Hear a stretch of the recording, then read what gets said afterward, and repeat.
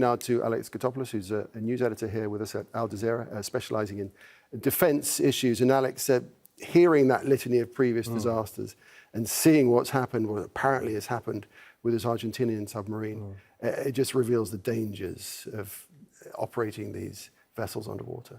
They are, I mean, obviously they've been designed to work under combat conditions, to be survivable, but I would say the hopes of finding anyone alive at this stage are virtually nil. There are reports from two sources now that there was it's kind of a bang. We don't know if it's an explosion or indeed an implosion where the submarine would have been crushed. And in that case, it would have been diving in an out-of-control way, deeper and deeper and deeper. And as the pressure mounted, the whole submarine would have just collapsed almost instantaneously, and what killing might have everybody caused, on board. Right, and what might have caused an explosion like that? Well, an explosion, again, there are several theories. In most cases, in previous submarine accidents, you've had a build-up of, say, hydrogen gas from the batteries, because these are the batteries that allow the submarine to run silently. Again, in compact conditions. If there'd been a build-up of hydrogen, there would have been a massive explosion. But either way, implosion or explosion, it looks like the hull was compromised in a catastrophic way.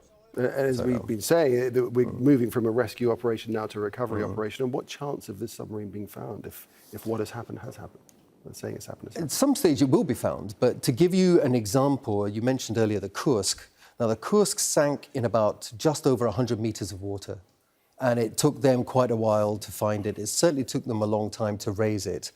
If the submarine was crushed, in this case, the San Juan, it would have been at a depth several hundred meters, and it's going to be far, far more challenging to be able to raise it. And it's only when they raise it they'll find out exactly what happened. You talked about this noise, the noise of the explosion that was picked up. But there seems to have been a bit of a gap between when it was heard, which was presumably just after the submarine disappeared, and that news being revealed to the families and to the world at large. Well, there were two reports. There was an American report quite some time beforehand where they heard this kind of acoustic anomaly, and they weren't quite sure what it was, but it was backed up by a monitoring agency that was actually listening out for a nuclear test that had been set up in the 60s and 70s to monitor the oceans in case any country decided to detonate a nuclear weapon as a test. And it was these acoustic reports that were sent to the Argentinian Navy.